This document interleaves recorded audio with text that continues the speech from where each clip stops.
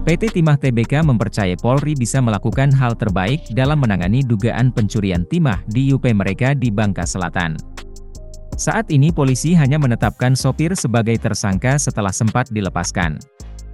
Direktur Utama, Dirut, PT Timah Tbk, Ahmad Ardianto, mempercayai pihak kepolisian terkait ungkap kasus pasir timah ilegal 6,9 ton yang diduga berasal dari IUP PT Timah. Ardianto menegaskan, saat ini dirinya terus menunggu tindak lanjut dan perkembangan ungkap kasus yang dilakukan oleh Polda Bangka Belitung.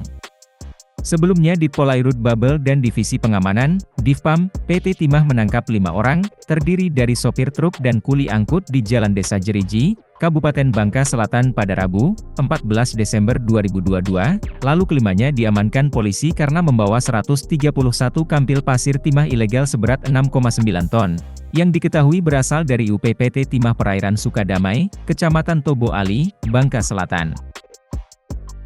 Saat itu sopir dan kuli angkut dilepas polisi setelah 24 jam, karena alasan tidak cukup alat bukti. Kemudian, Kamis, 22 Desember 2022, lalu, Polda Babel, melalui tim sidik Ditpolairut Babel menetapkan sopir truk bernama Arif yang semula dipulangkan, namun kemudian ditetapkan menjadi tersangka. Penetapan sopir sebagai tersangka usai dilakukan penyelidikan dan pemeriksaan kepada beberapa saksi serta tersangka. Sementara pemilik pasir timah sampai kini tidak jelas, tidak diketahui keberadaannya.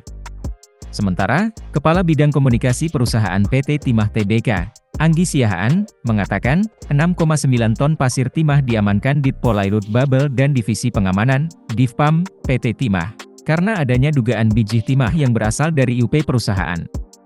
Ia mengatakan, pihaknya telah berkoordinasi dengan aparat penegak hukum, APH, dan juga telah mengetahui sopir truk pembawa pasir timah ditetapkan sebagai tersangka.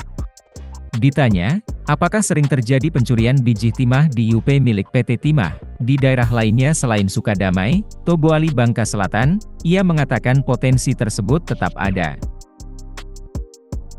Diketahui, hingga Senin, 26 Desember 2022, siang, belum ada kabar terbaru perkembangan kasus tindak pidana pengangkutan pasir timah sebanyak 6,9 ton, ditambang tanpa izin, berasal dari UP PT Timah Tbk di perairan Sukadamai, Kelurahan Tobo Ali, Kabupaten Bangka Selatan, Rabu, 14 Desember 2022, lalu.